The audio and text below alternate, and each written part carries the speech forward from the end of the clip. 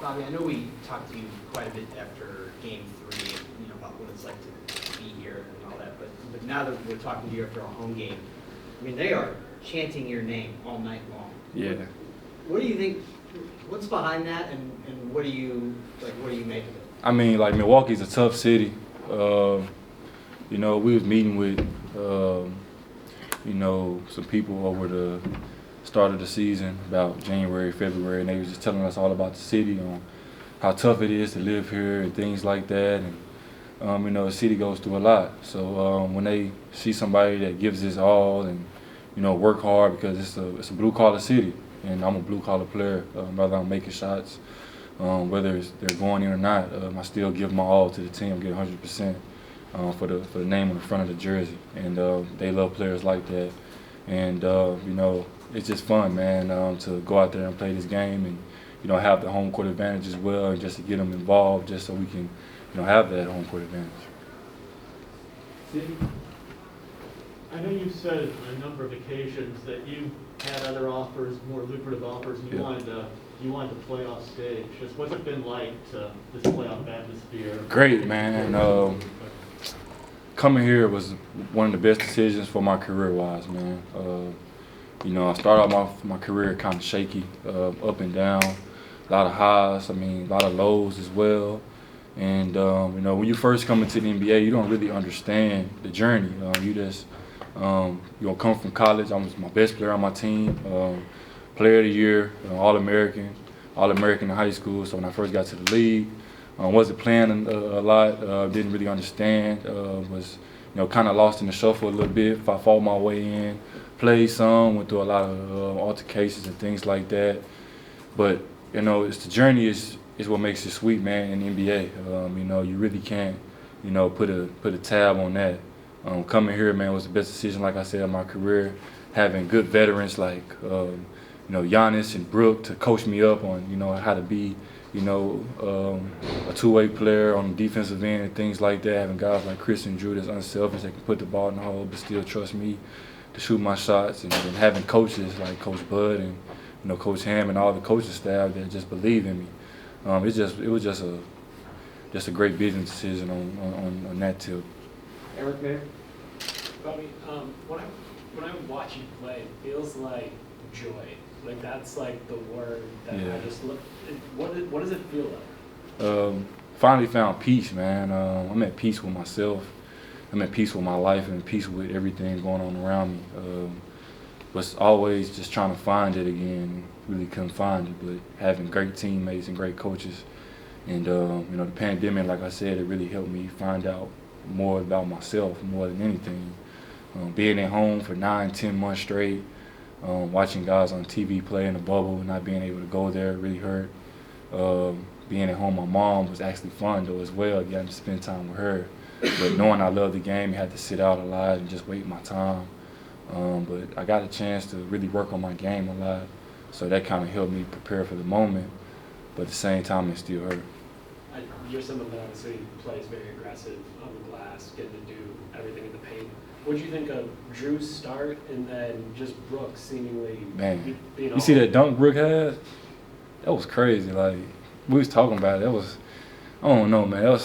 That was he dunked it so hard. Like, that was crazy too. Like, I didn't think he had a chance to even catching that. But I think guys don't even understand how athletic Brooke is to do the things he does. And he's a great basketball player. But that dunk right there, I was at the top of the key and I saw him count. I'm like, man, ain't no way he catching that. That's out of bounds. Then he dunked it. I'm like, yeah, that was a special moment. Got the crowd really, really hyped too. And from there, it was our game. Jimmo? Well, series was tied. It's 3-2 game away. I know you're trying to stay in the moment, but how important? It goes without saying, but how important was it to not just bounce back? To be at home, you got to take her home. You have to take her the home court advantage, man. I think the pressure is more on the home team to win, man. When your road team come in, if they lose, they're like, okay, cool, we can go home and try to win at home again. But I think we had to win the game, and knowing that the situation we was in, one of the best players in the world went down on our team. So other guys had to step up, and guys stepped up and played the role to their T. And it was fun, man, playing in that game tonight. Crowd was involved from the start. Got the chance to go out there and play basketball that we love, and it was a blast. Malika? Bobby, you've talked about taking advantage of any and every opportunity you've been given, but starting in the Eastern Conference Finals when Giannis is out, what did that mean to you, and what were you kind of telling yourself? I was just trying to stay locked in. Like I said, coming here was a good decision for me. When you're on a losing team, like I said, man, you kind of take the moment for granted. You're just out there playing and trying to get stats or whatever. But when I came here, guys was locked in. Chris always on me about boxing out and rebounding and things like that.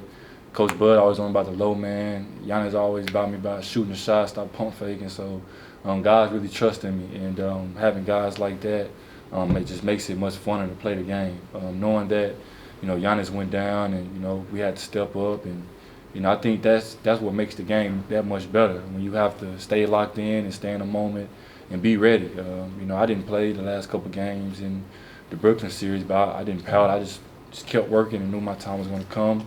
And I always just believe in, when you do the things the right way and you do right, it always come back around. The cream always rises to the top. I just try to stay in the moment and be a team guy. So, and I give it all the credit to my teammates and the coaches for just trusting in me. Jeff, and then we'll go to Zoom calls. Bobby, I know you've started games before, but this is your first playoff start. How did you get the news? When did Bud tell you, and what was your reaction? I worked out yesterday in the gym, and they was kind of hinting around to it, but I didn't really think I was going to start. And then I came into the shoot-around this morning, and we did our little film. The coach said, you're going to start, and told the lineup. I'm like, okay, cool. I'm ready then. I'll go out there and start. And it was fun, though, man, but still got one more game.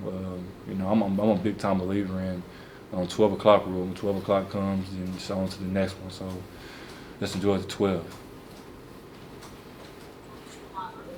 Mark Schwartz. Hey, Bobby, you talked about Brooke being more athletic than people realize and the dunk that he had. How would you describe kind of what got into him tonight? I mean, we're so used to watching him. Brooke a beast, man. Brooke a beast. The games that Giannis did sit out this year, Brooke, he went crazy in all those games that we played. He had monster numbers in those games. So, we already know what we're gonna get out of Brooke. He protects the rim, he plays hard. He's a team guy. He's fun to play with, man. He's a joy to be alongside. So what got into him was just him being himself, knowing that the situation that we were in, and he wasn't going to let the team down.